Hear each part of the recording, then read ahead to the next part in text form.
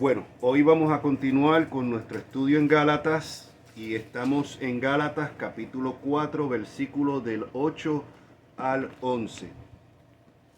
Y dice la palabra del Señor así: ciertamente en otro tiempo, no conociendo a Dios, servíais a lo que por naturaleza no son dioses, mas ahora conociendo a Dios, o más bien siendo conocidos por Dios, ¿cómo es que os volvéis de nuevo a los débiles y pobres rudimentos a los cuales os queréis volver a esclavizar?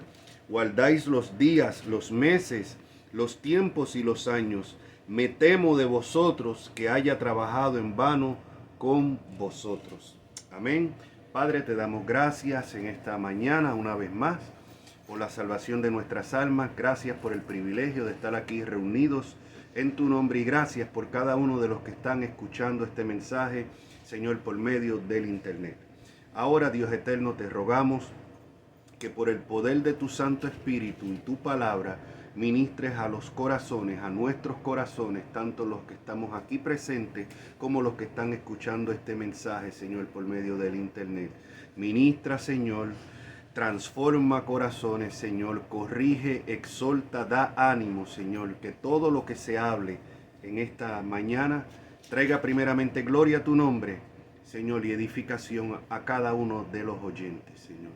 Que la palabra que va a ser enviada cumpla ese propósito por el cual tú la enviaste. En Cristo Jesús te lo rogamos. Amén. Y el tema de esta mañana es: volverte a la ley es volverte a esclavizar. Y continuamos haciendo un brevísimo recuento de lo que hemos estado estudiando. Hemos visto que estas iglesias en Galacia, que habían sido fundadas por Pablo, habían llegado después lo que se llaman estos judaizantes, ¿no? Que eran aparentemente creyentes, pero que insistían, venían de Jerusalén e insistían en que la fe solamente no basta para ser salvo, sino que en este caso los gentiles, porque estamos hablando de una congregación gentil, tenían que hacerse básicamente prosélitos de la religión judía, tenían que guardar la ley, tenían que circuncidarse, tenían que guardar las dietas de la ley, tenían que guardar los días, las festividades, los rituales de la ley, y entonces más la fe, entonces podían ser salvos y podían entonces ser partícipes del Mesías judío, porque así era que lo veían estos judaizantes. O sea, como he explicado en otras ocasiones, tenemos que entender que la iglesia cuando nace, la iglesia nace en Jerusalén, no en Roma. La iglesia está compuesta por judíos que vivían bajo la ley y reconocen que ese Mesías prometido en Jeremías, del Nuevo Pacto, en Jeremías 31, tenía su cumplimiento en ellos, y que estos judíos que habían recibido, aceptado que Jesús era el Mesías, componían el verdadero Israel de Dios, al cual se le hace las promesas en el Antiguo Testamento. O sea, ahora el problema, como he explicado anteriormente, es cuando empiezan a entrar gentiles que no tenían ese trasfondo judío. Entonces ahí es que la iglesia, y vemos eso por ejemplo cuando Pedro va en casa del Cornelio, que era un hombre temeroso de Dios, pero era gentil. Y vemos como lo llaman los judíos de Jerusalén, la iglesia de Jerusalén, que era donde estaba la iglesia, donde estaban los líderes principales de la iglesia, no en Roma, sino en Jerusalén. Y no, el líder principal no era Pedro, sino él era una de las columnas, y era Santiago, el medio hermano del Señor. Ahora, vemos que Pedro tiene que ir a rendir cuentas. También Pablo y Bernabé tienen un problema similar. También cuando tienen, que lo vemos en Hechos 15, tienen que ir a rendir cuentas. ¿Por qué? Porque para muchos de estos judíos tenían problemas que estas personas que venían de un trasfondo completamente pagano, que no conocían el Dios de Israel ni sus promesas, o sea, simplemente por la fe, pudieran ahora ser salvos y participar de la promesa del Mesías judío. Ahora, y eso es todo lo que viene Pablo argumentando.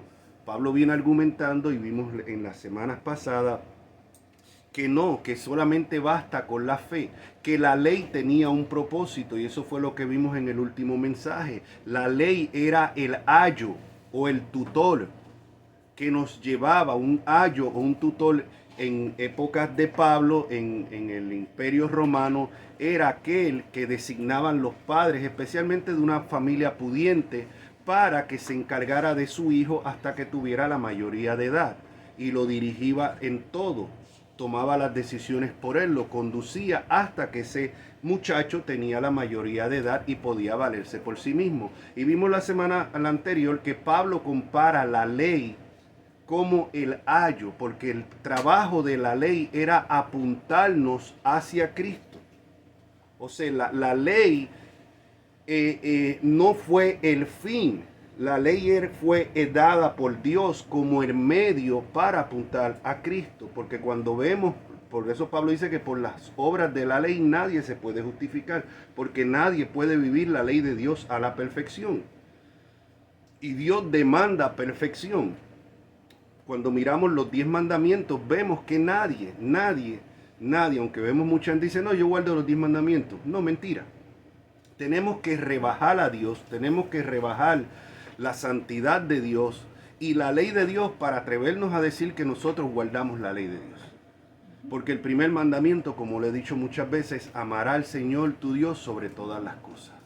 Y aquí nadie, absolutamente no hay ser humano que pueda decir que ama verdaderamente a Dios sobre todas las cosas.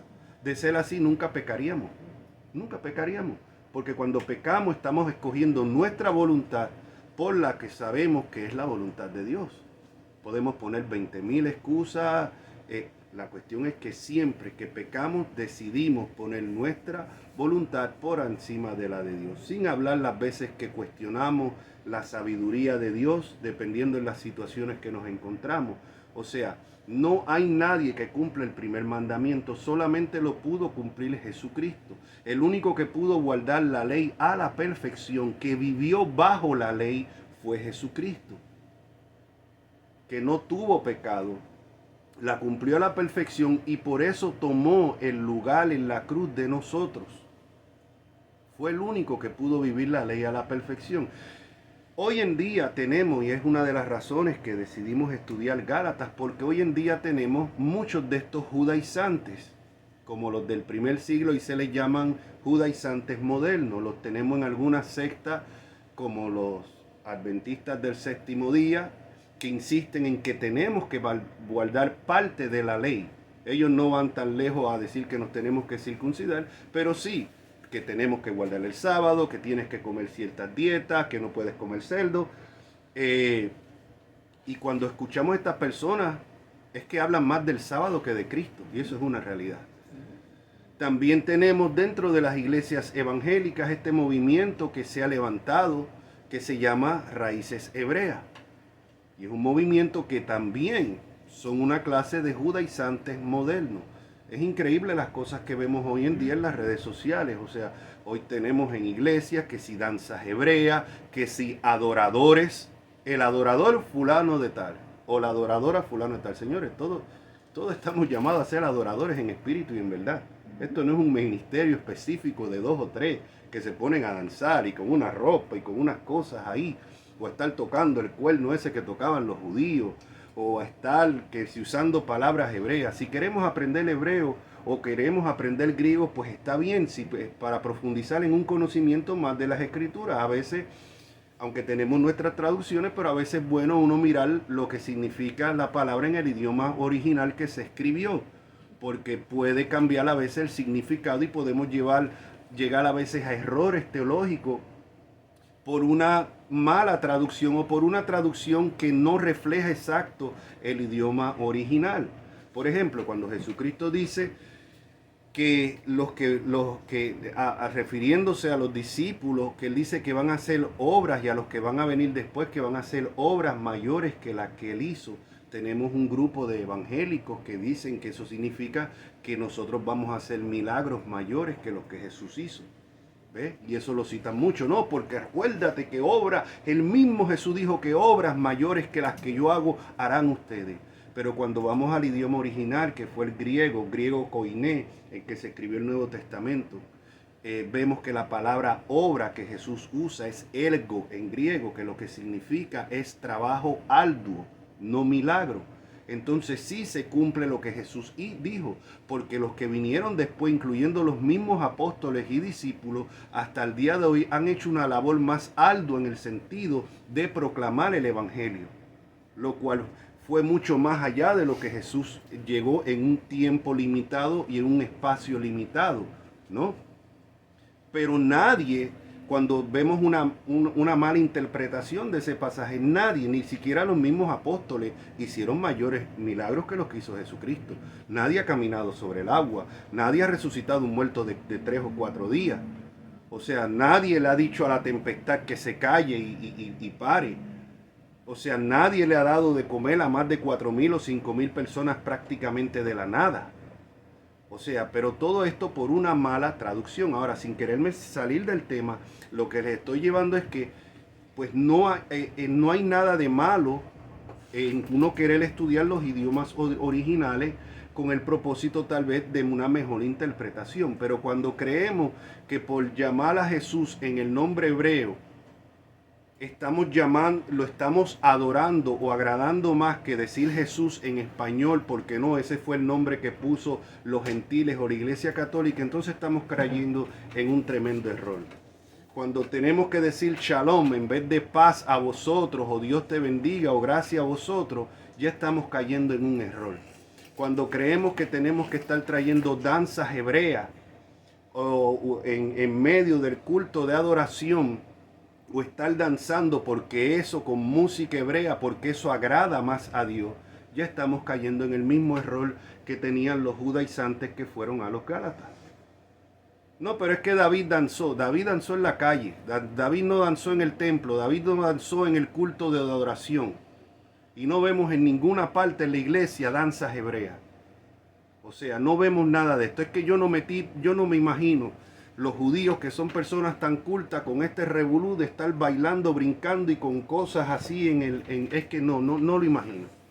No vemos ningún registro histórico para esto. Pero todo esto, y es la importancia de estudiar Gálatas, porque cuando estudiamos Gálatas tumba por completo todo este tipo de judaizantes que están tratando nuevamente de reciclar estas viejas herejías y decir que nosotros como iglesia tenemos que guardar el sábado, tenemos que comer ciertas dietas para de esa manera más la fe verdaderamente ser salvo. Y eso es lo que Pablo viene discutiendo. Entonces la ley sí tenía un propósito. ¿Cuál es la ley? La ley nos muestra nuestra incapacidad. Cuando estudiamos los 10 mandamientos, vemos la incapacidad de nosotros cumplir la ley.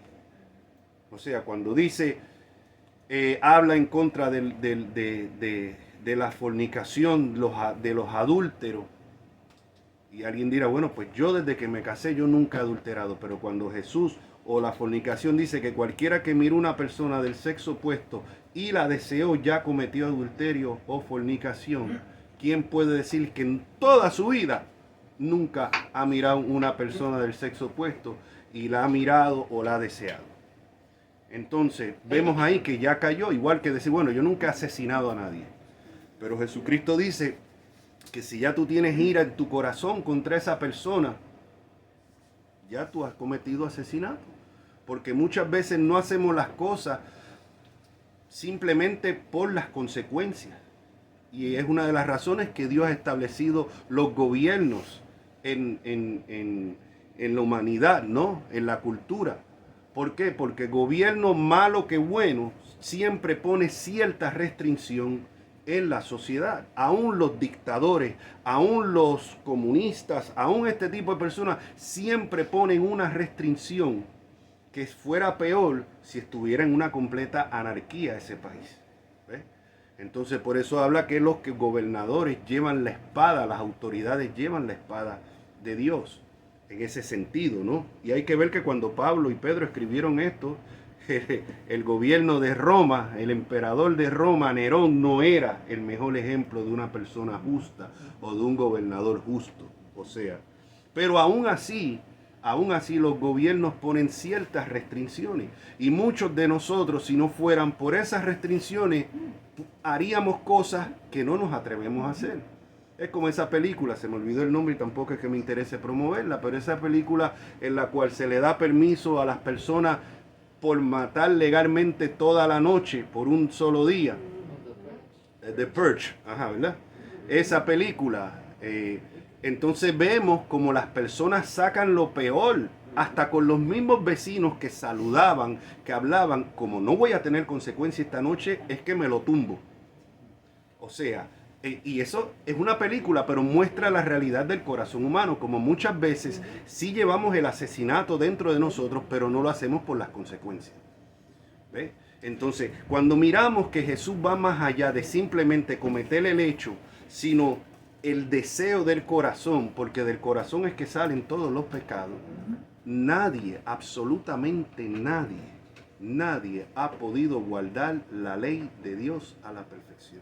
Entonces, cuando vemos la ley de Dios, lo que Dios demanda en su santidad, nos muestra que estamos perdidos.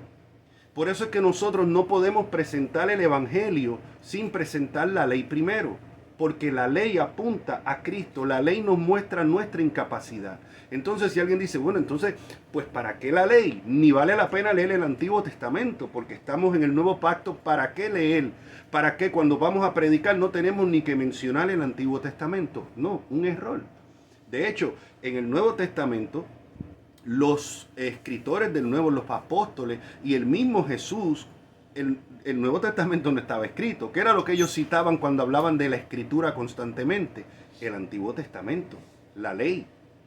O sea, y vemos que Jesucristo cita la ley, porque en la ley está escrito, en la ley. Cuando fue tentado por el diablo, ¿qué le citó? La palabra de Dios del Antiguo Testamento. Entonces, sí es importante nosotros estudiar la ley, el Antiguo Testamento.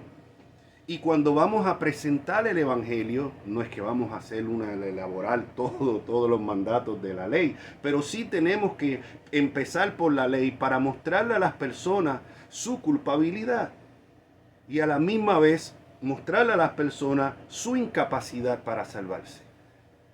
Predicar el Evangelio no es decir Jesús te ama, Jesús murió por ti, Jesús tiene un plan maravilloso para ti. Eso no es predicar el Evangelio. Tienes una necesidad de oración, déjame orar por ti porque Jesús te ama. Eso no es predicar el Evangelio. Por eso tenemos tantas personas autoengañadas en las iglesias hoy en día. Porque se está presentando un Evangelio diluido, un Evangelio que no confronta, un Evangelio que no muestra a las personas como transgresores de la ley de Dios. No vemos ni a Jesús ni a los apóstoles predicando de esa manera. Recientemente en el Facebook me acusaron a mí en un tema de que no, yo estaba predicando ley, que yo no creía en el nuevo pacto. Porque estaba hablando de la culpabilidad, porque estaba hablando de que la ira de Dios está sobre toda persona. El Salmo 7 dice, Dios es juez justo y Dios está airado contra el impío todos los días. Y me dijeron a mí en las redes sociales, no, es que usted está hablando del Dios del Antiguo Testamento, usted está citando la ley, Jesús es amor, no está airado con nadie.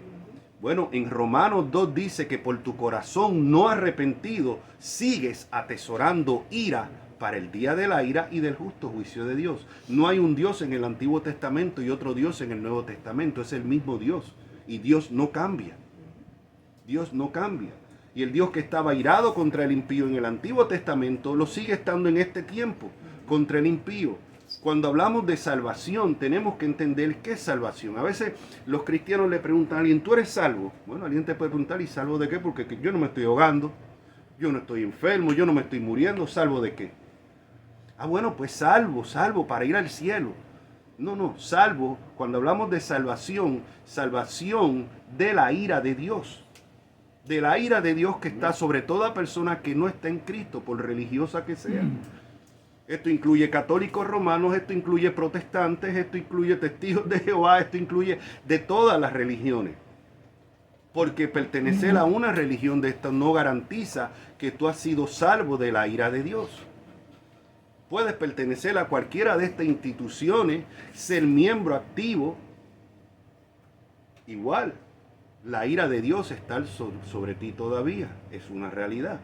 Entonces, cuando presentamos el Evangelio, tenemos que presentar la ley, mostrar que la ira de Dios está sobre cada persona, aunque no seas un asesino en serie, aunque no estés borracho, aunque no seas un drogadicto, igual la ira de Dios está sobre ti. Por ahí tenemos que empezar. ¿Por qué? Porque tú has quebrantado la ley de Dios. Por cuanto todos has pecado, están todos destituidos de la gloria de Dios. Entonces, cuando tú muestras la culpabilidad y cuando el hombre se mete las manos a la cabeza y dice, Dios mío, pues estoy perdido, si por lo que usted me ha dicho, nadie ha guardado la ley de Dios, yo nunca la he guardado, entonces no hay cosa buena que yo pueda hacer para salvarme, porque Dios nunca va a estar satisfecho por más que yo me esfuerce. Por eso es que dice que no es por obra para que nadie se gloríe. Ahí es que traemos las buenas nuevas de Dios, las buenas nuevas de salvación. ¿Salvación de qué? De esa ira que está sobre todos los pecadores. Y esas buenas nuevas dice que Jesús murió no por ti, por pecadores. Porque si tú eres un pecador que no recibes a Cristo, por ti no murió Cristo. ¿Por qué? Porque lo que Cristo hizo en la cruz fue pagar un rescate. Un rescate no al diablo, sino a Dios mismo. ¿Ve?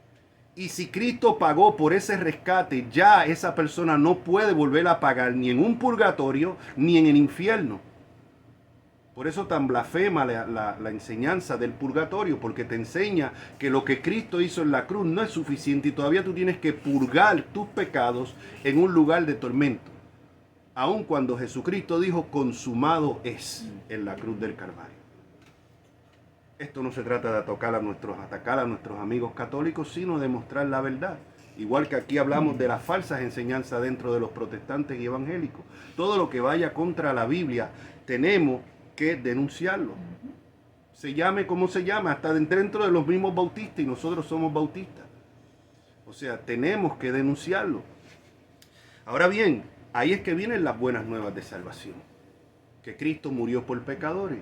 Y si tú crees y te arrepientes, porque el creer, la fe, va de la mano con el arrepentimiento. No es uno adelante y otro después, no es uno sí, uno no. Sin arrepentimiento genuino no hay verdadera fe. Y no puede haber arrepentimiento si no hay fe y se cree el evangelio. Así que los dos van entrelazados.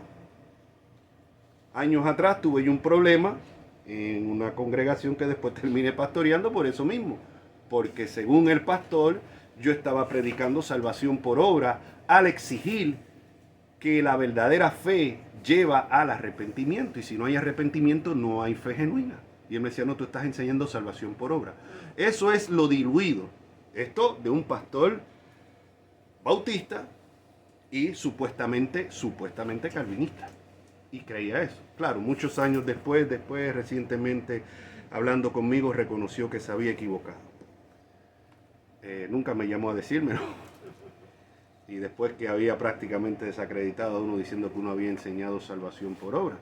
Pero ese es el error de muchos evangélicos hoy en día. Entonces tenemos que mostrar la ley. La ley tiene un propósito que es apuntar hacia Cristo. Como vamos a ver, todo esto era sombra de lo que había de venir, que es Cristo. El sábado, el día del reposo, nos apunta a nuestro verdadero reposo, que es en Cristo. No en un día, en Cristo. ¿Ve? Ahora,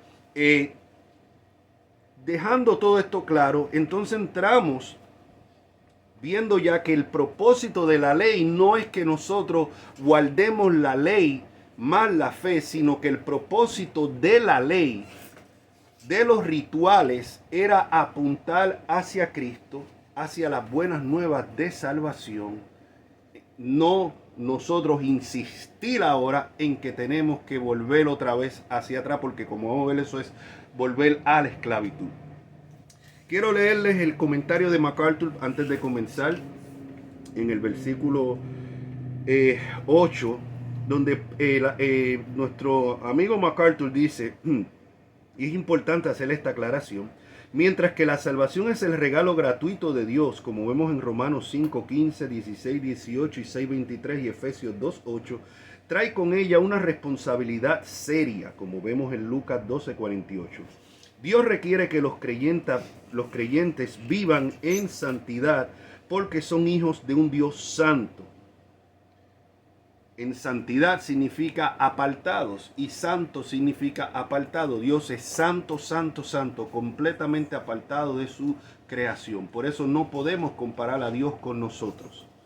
Y todos los hijos de Dios, los que han creído en su Hijo Jesucristo, los que hemos venido por medio de la fe y el arrepentimiento, somos santos, apartados para Dios, apartados de esa ira de Dios que estaba sobre nosotros, ira que en 1 Tesalonicenses dice que Jesús nos libra de la ira venidera. Aquí no está hablando de una gran tribulación futura, como algunos se han inventado, sino que está hablando de la misma ira que habla el Salmo 7, de la misma ira que habla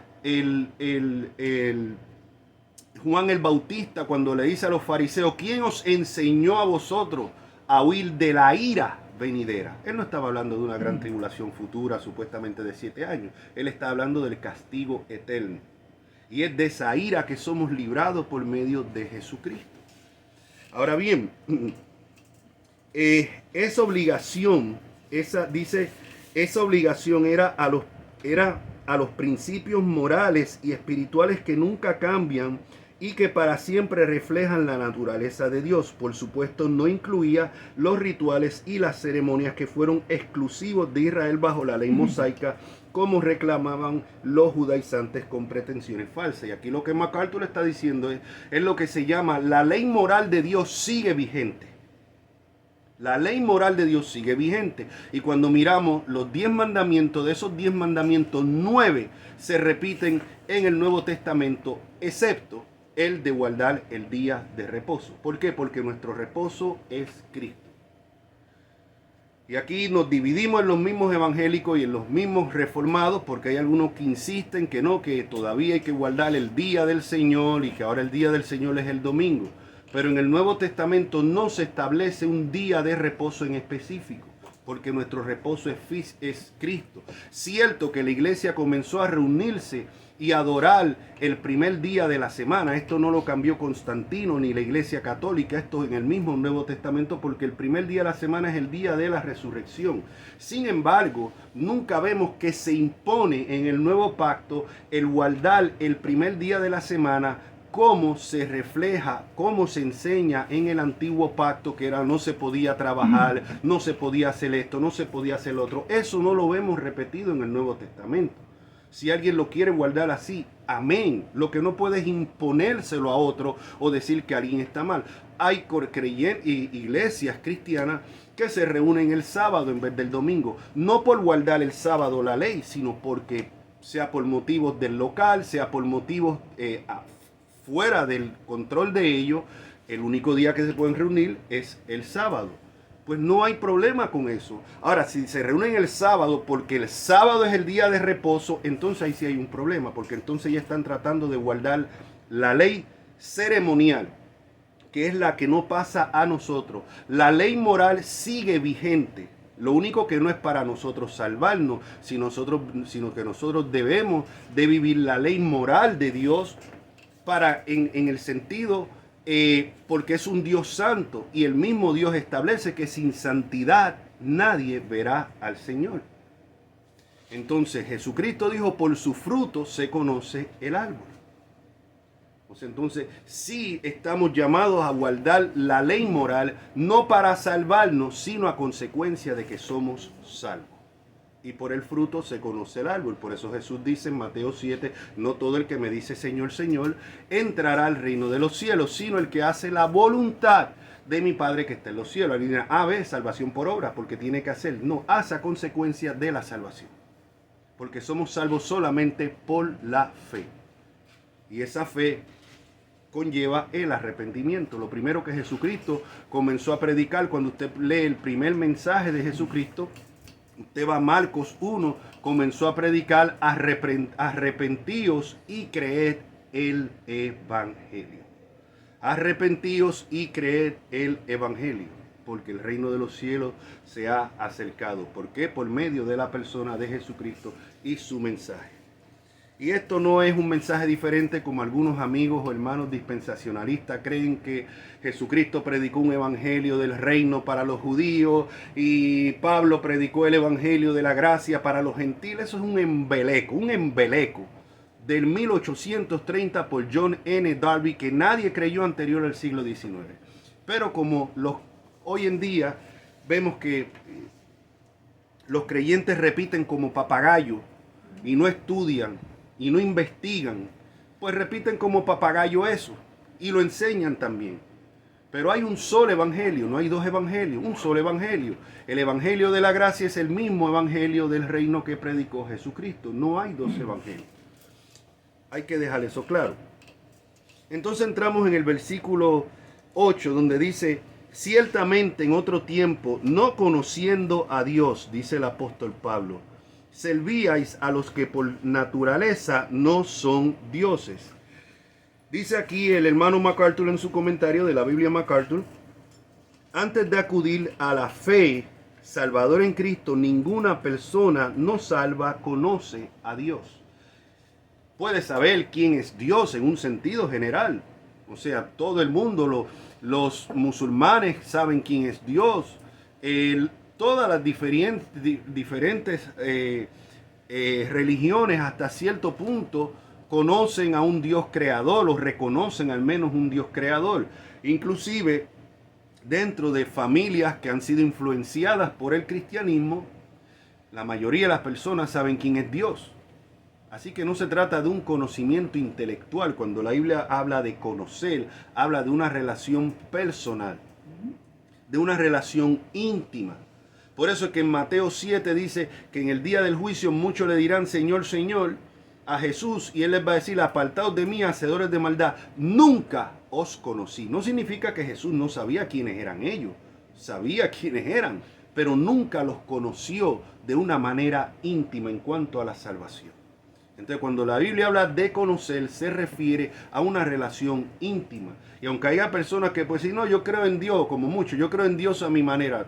Tú puedes decir eso, pero tú no conoces a Dios. Tú no tienes una relación íntima con Dios. Porque esto es solamente a través de Jesucristo, por medio de la fe y el arrepentimiento. Entonces, antes de acudir a la fe salvadora en Cristo, ninguna persona no salva conoce a Dios. Por eso es que bajo el nuevo pacto, cuando nosotros vemos el pacto en Jeremías 31 y vamos a Hebreos 8, que lo cita textualmente, palabra por palabra, lo que es el el nuevo pacto prometido a Israel y a la casa de Judá, y vemos en Hebreos 8, del 8 en adelante, cómo se cumple literalmente en la iglesia. Algo del nuevo pacto que no tenía el antiguo pacto es que dice que todos me conocerán. En el nuevo pacto todos van a conocer a Dios. Dice, nadie va a decir conoce porque todos me conocerán. Lo que está hablando es que todo aquel partícipe del nuevo pacto va a tener una relación íntima con Dios. Por eso es que es un error creer que podemos ser parte del nuevo pacto por medio del bautismo, o por medio de repetir una oración, o por medio de seguir una tradición. No, y esto aún dentro de los mismos evangélicos. Por ejemplo, tenemos nuestros hermanos presbiterianos que ellos creen que el bautismo de niños es necesario, el bautismo de niños de creyente, porque de esta manera ellos son incorporados al pacto, al nuevo pacto. Pero eso es imposible, porque vemos que en el nuevo pacto todos van a conocer a Dios. Y un niño no conoce a Dios, un bebito no conoce a Dios íntimamente. ¿Ve? O sea, aparte que el mandamiento del bautismo primeramente es creer. El que creyere y fuere bautizado. O sea, el bautismo es el primer paso del discipulado. O sea, un bebé no sabe, o sea, lo estás mojando. pero en verdad no sabe, ese bebé no sabe, no está haciendo un pacto. En el antiguo pacto tú podías ser partícipe del antiguo pacto sin tener una relación íntima con Dios. Simplemente con ser israelita, con que si eras varón se te circuncidaba al 8º día, ya tú eras parte del antiguo pacto, aunque no necesariamente salvo. Y vemos por la historia de Israel que la mayoría no lo fue. Solamente un puñado pequeño escogido por gracia. Pero en el nuevo pacto, para ser partícipe, tú tienes que nacer de nuevo. Tú tienes que conocer a Dios. Por eso no se puede, no se es parte. No toda iglesia evangélica, no todos los miembros de una iglesia evangélica son partícipes de la iglesia de Cristo o son partícipes del nuevo pacto. No. Igual que en el antiguo Israel, no todo israelita era parte del verdadero Israel de Dios. En una iglesia que se identifica como cristiana, no todas las personas ahí son verdaderamente parte de la iglesia de Cristo ni parte del cuerpo de Cristo. Y no toda institución que se denomina o se identifica como cristiana realmente lo es. Hoy tenemos instituciones supuestamente cristianas casando personas del mismo sexo. Estos no son iglesias de Cristo. Podrán ser iglesias del diablo, de Cristo no son. Y hay que decirlo claramente. Y tenemos que hablar estas cosas. Tenemos que hablar estas cosas porque esto es un problema que estamos teniendo hoy, entrando a nuestras iglesias. Y muchos cobardes predicadores nunca tocan esto. Tal vez no lo aceptan, pero tampoco lo denuncian. ¿Por qué? Porque son unos cobardes. Porque quieren congraciarse con el mundo y con Dios a la vez. Y no quiere que los acusen de homofóbicos o de predicar un mensaje que no es de amor. No. El deber del predicador, como dijo Pablo, estoy aquí para agradar a los hombres. Si fuera para agradar a los hombres, no sería ministro de Cristo. Y así hay muchos púlpitos hoy en día, donde nunca se habla de pecado. Es que tú no puedes hablar de evangelio, tú no puedes hablar de gracia si tú no hablas de pecado. Punto. A mí no me importa cómo se llame la iglesia, gracia a esto, gracia a lo otro, reformada o dejes de serlo. Tú no puedes hablar de gracia, tú no puedes hablar de la eternidad con Cristo, tú no puedes hablar del amor de Dios si tú no hablas del pecado, si tú no hablas de la necesidad del arrepentimiento, y tú no puedes hablar del cielo si no hablas del infierno. Punto. Y si no, tú no estás predicando el evangelio completo. No lo estás haciendo. No importa los títulos teológicos que tenga, no importa los doctorados que tenga, no importa lo enorme que sea la congregación que pastorea, no estás predicando el evangelio. Ahora, volviendo a lo de aquí de conocer, dice antes de acudir, ninguna persona no salva conoce a Dios, aunque crea que lo conoce. Por eso Pablo hizo ciertamente en otro tiempo, o sea, antes de la conversión, no conocías a Dios y servías a lo que por naturaleza no son dioses. Acuérdate que le está hablando aquí a una iglesia mayoritariamente gentil. Y dice, aquí el hermano MacArthur, el panteón greco-romano de deidades no existente a quienes los gálatas imaginaban que rendían cultos antes de su conversión. Dicho sea de paso, esto es lo que después pasa a lo que se llama al cristianismo. Ese mismo panteón de diferentes dioses pasan a la cristiandad cambiándole simplemente los nombres.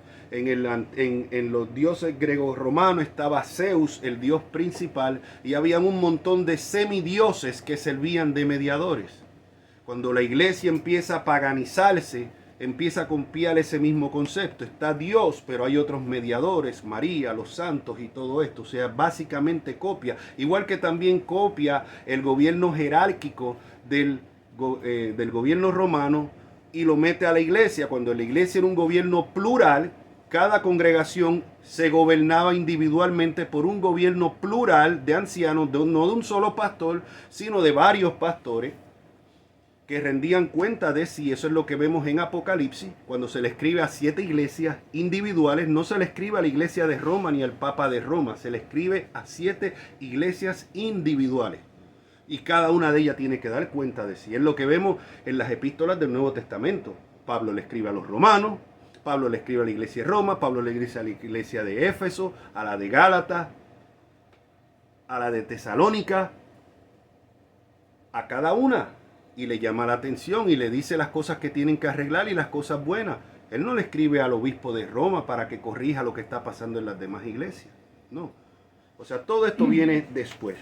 Ahora, en Primera de Corintios, y esto es lo que vemos, muchas de estas personas paganas venían de la idolatría de dioses paganos, lo cual tenemos hoy en día vestido de cristiandad, pero sigue siendo la misma idolatría.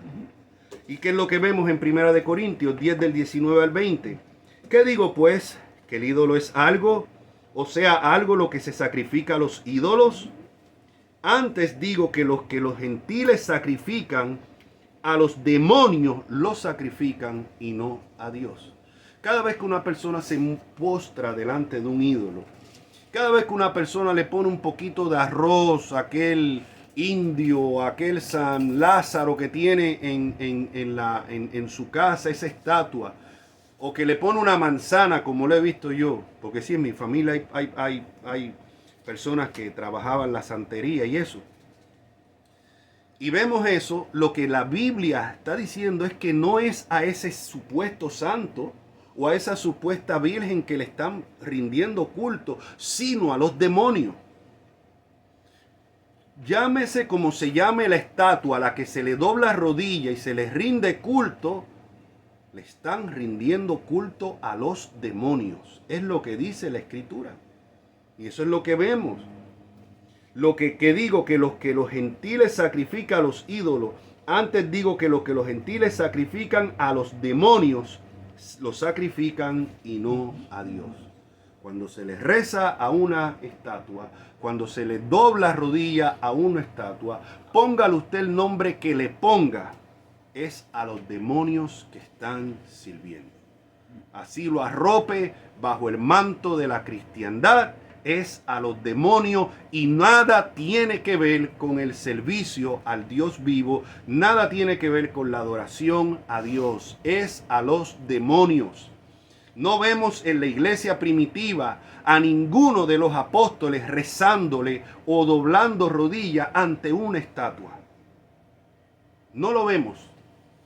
Al mismo Pedro, cuando se le arrodillan, él dice, levántate porque yo soy hombre igual que tú.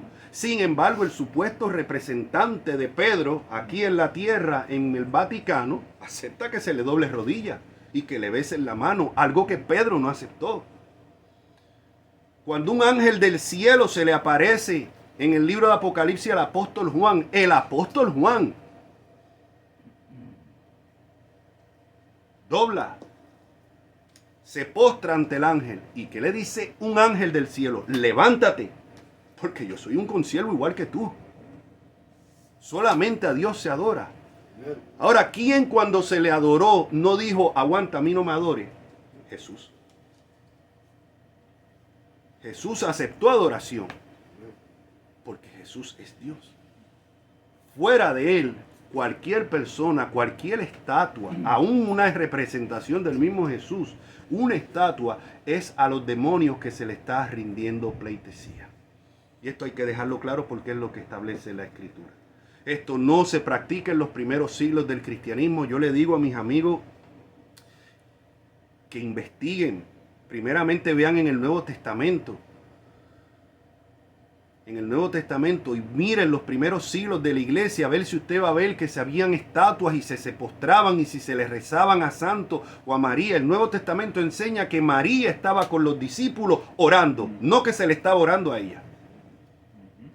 Son cosas que tenemos que tener claras y son cosas que ofenden a veces a las personas. Mi deber, Dios sabe, mi corazón no es ofender a nadie, porque tengo muchas amistades que practican estas religiones. Pero es mi deber como ministro del Evangelio decir lo que dice la Biblia. Y lo que no es bíblico, denunciarlo. Seguimos aquí en el versículo 8. Decía que servían lo que por naturaleza no son dioses. Más ahora, versículo 9. Conociendo a Dios, o más bien siendo conocidos por Dios.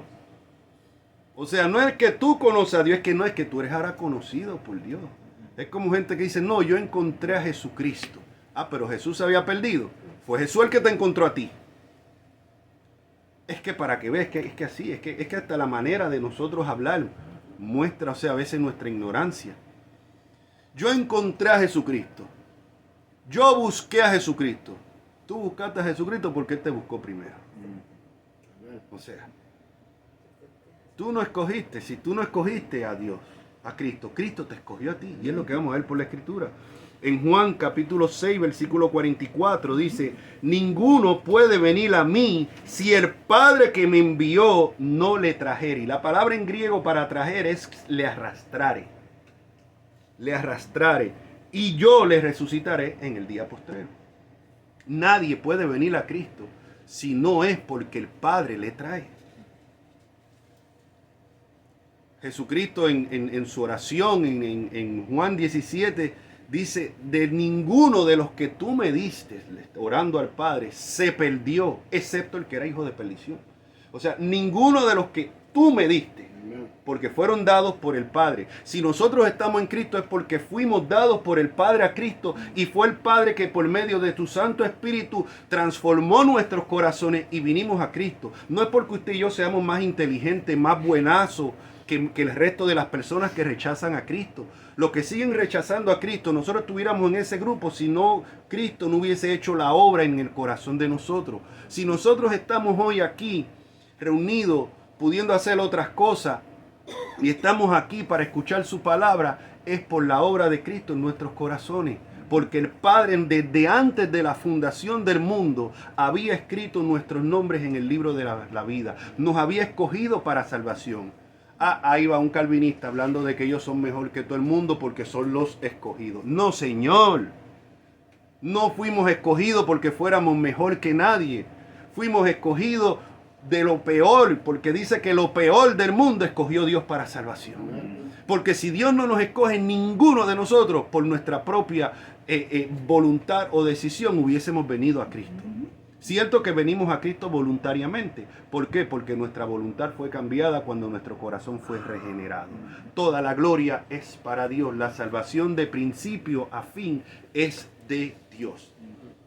Ve cómo podemos hablar, presentar el Evangelio, hablar de la ley, hablar de la gracia de Dios, hablar del amor de Dios, hablar de la ira de Dios, hablar de la elección incondicional de Dios y a misma vez hablar de la depravación humana. Todito en un mismo mensaje. Hay personas que se dedican a un solo tema y es este tema nada más. Y de ahí no te salen. No, pero es que predicar el Evangelio conlleva predicar todo el consejo de Dios. Todo. Y es lo que hemos estado haciendo por su gracia. Dice aquí MacArthur sobre esto.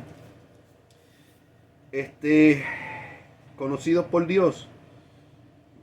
Podemos conocer a Dios solo porque Él nos conoció primero, así como lo escogimos solo porque Él nos eligió primero. Y aquí es que podemos dar la gloria a Dios. Completamente a Dios. Señor, gracias por haberme escogido desde antes de la fundación del mundo, cuando no había nada bueno en mí. Y aunque aborrecemos el pecado y las obras de los pecadores, a la misma vez tenemos que mirar con misericordia y no mirar a nadie por encima del hombro y decir, pero qué sinvergüenza, qué de esto, porque nosotros probablemente estuviéramos en lo mismo si Cristo no hubiese hecho la obra en nuestros corazones.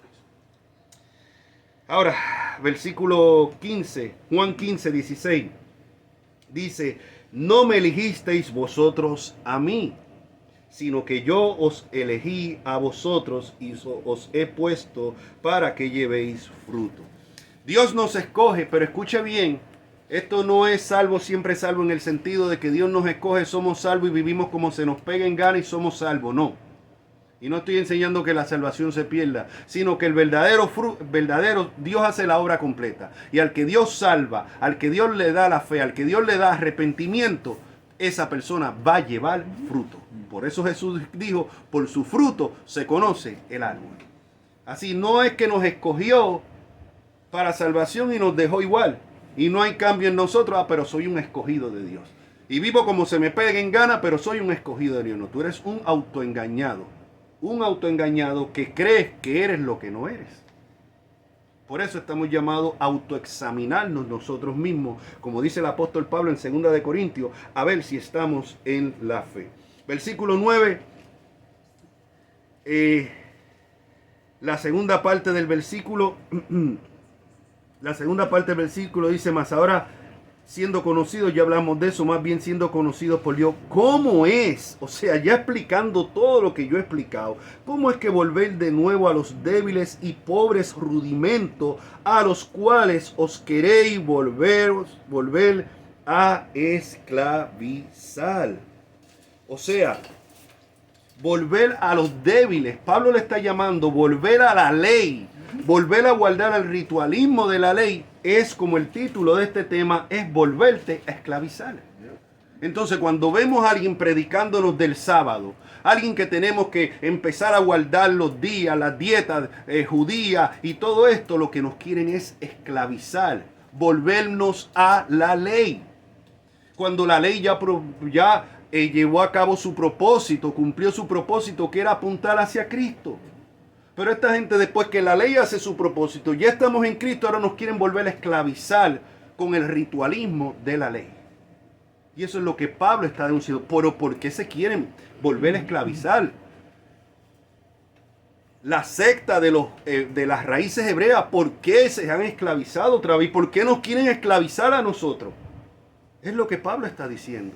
Los judaizantes modernos, los adventistas del séptimo día, se han esclavizado y nos quieren esclavizar a nosotros. Es la misma herejía, se repite siglos y siglos después. ¿Cómo es que volvéis otra vez? ¿Cómo es que volvéis a esclavizar, a querer volver a esclavizarlos? Dice en el versículo 10, guardáis los días, los meses, los tiempos y los años. Colosenses capítulo 2, versículos 16 y 17.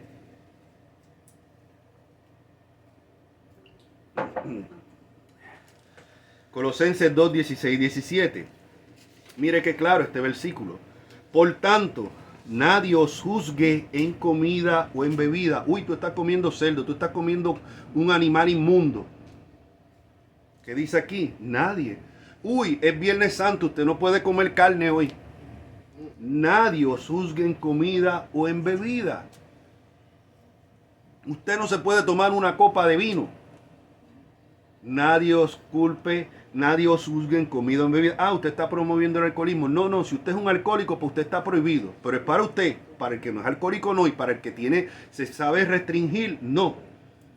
Bueno, claro, si yo voy a estar frente a un hermano débil en la fe, que le puedo ser de tropiezo tomándome yo ese vino, pues debo de cohibir mi libertad en Cristo por amor a ese hermano. Pero no es porque hay cierta bebida de que no te la puedes tomar o cierta comida que no la puedes ingerir.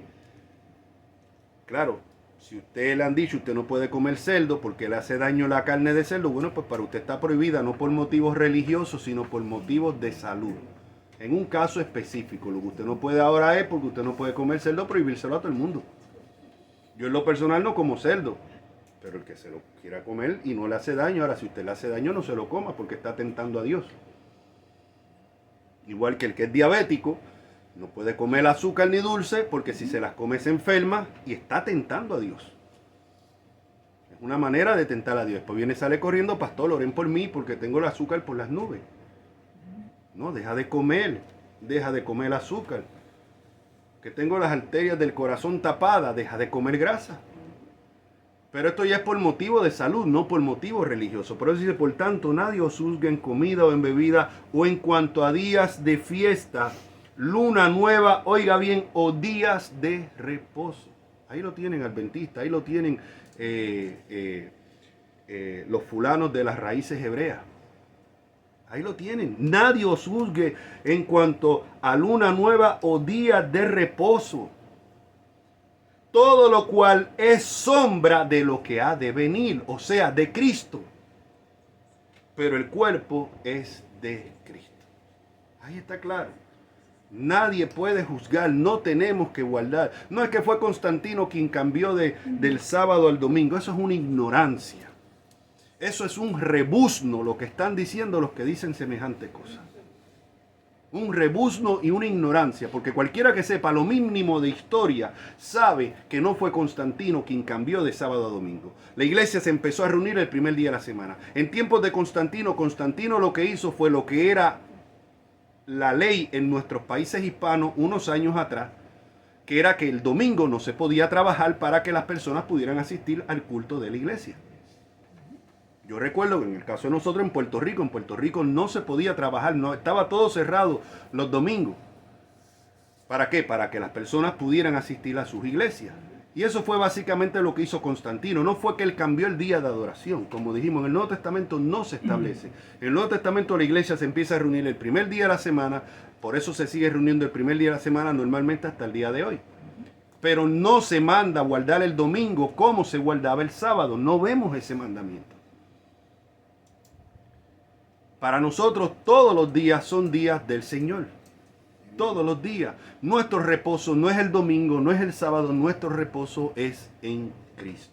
Entonces, para cerrar, volver, no se dejen convencer ni engañar. Volver a los rudimentos de la ley, del ritualismo de la ley, es volvernos a esclavizar. Y por eso Pablo termina en el versículo 11, me temo de vosotros que haya trabajado en vano con vosotros.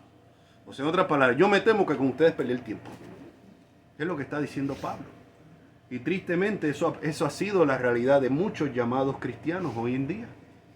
De sectas como los adventistas del séptimo día y de muchas de estas personas, iglesias evangélicas que se están volviendo a esto de raíces hebreas, que están empezando a judaizar, que están empezando, que si con palabras hebreas, que si guardando el sábado, que si tocando trompeta, que si todo este tipo de, que si adoradores ahora, ministerio de adoración. Señor, el ministerio de adoración es de todos los creyentes. Todos los creyentes están llamados a ser adoradores en espíritu y en verdad, no un grupo selecto. Así que yo creo que en esta mañana hemos cumplido el cometido. Como nos hemos metido en todos los charcos, aquí hemos tocado de todo a la misma vez que el tema principal. Hemos presentado claramente el Evangelio y hemos dejado claramente cuál es el propósito de la ley, y más que como creyentes no tenemos que guardar días de reposo, no tenemos que abstenernos de ciertos alimentos, no tenemos que volver a ciertos ritualismos, porque hacerlo es volver a esclavizarnos en la ley. Tenemos libertad en Cristo, hemos sido hechos libres en Cristo, hemos sido hechos libres de la ira venidera. Estamos en Cristo donde hay libertad, no libertad para pecar, libertad para servir a Dios, a Cristo, sin las cadenas y las ataduras de la ley. Así que como siempre el primer paso, si hay alguien que está escuchando especialmente por medio de del internet y tiene dudas, yo te animo a que nos escribas. Cualquier pregunta que tenga, que nos escribas. ¿Qué es ser cristiano? Venir a Cristo en arrepentimiento y fe. Reconocer, como hemos explicado en este sermón, que eres un pecador, que la ira de Dios está sobre ti, que has quebrantado la ley de Dios, que no hay nada que puedas hacer por tu propia cuenta para salvarte. Solamente reconociendo que eres un reo del infierno, que no mereces otra cosa que la condenación y el castigo eterno, que no te puedes salvar por tus propias buenas obras ni por los rituales, que no puedes invocar ningún otro nombre que no sea el nombre de Cristo, que si has estado postrándote ante estatuas con los nombres que sea, tienes que arrepentirte, venir a Cristo, poner tu confianza completamente en Cristo, reconocerlo como Señor, que tiene señorío y Salvador. Serás salvo. ¿Salvo de qué? De esa ira que está sobre todos los hijos de desobediencia. No es decir yo conozco a Dios, no. Conocer a Dios es tener una relación íntima con Dios. Y para conocer a Dios tienes que haber sido conocido por Él primeramente. Y para haber sido conocido por Él, la prueba es que has venido a Él en arrepentimiento y fe. Si tú no te ves como un reo y un merecedor del infierno, perdona que te lo diga. No pido perdón por eso, es un decir. La verdad es que estás autoengañado, porque nadie puede recibir la gracia de Cristo si no se ve primero como un reo, un pecador, un merecedor del infierno. Oramos. Padre, te damos gracias por esta palabra que ha sido predicada. Gracias por la libertad en Cristo. Gracias por todas esas bendiciones en Cristo Jesús, Señor. Gracias porque hemos predicado tu palabra, Señor. Ahora lo que te rogamos es, ya que esa semilla ha sido ya regada, que tu Santo Espíritu sea el que dé el crecimiento en cada uno de los corazones de los que ha caído, comenzando por el del predicador, Señor. Gracias te damos, te lo pedimos en el nombre de nuestro Señor Jesucristo. Amén. La gracia y la paz sea con todos. Como siempre, pueden escribir los comentarios, preguntas, compartir el video o ponerle un me gusta, que eso ayuda a que se siga propagando más el video. Así que sea la paz de Cristo con todos. Hasta el próximo enseñanza. Dios les bendiga.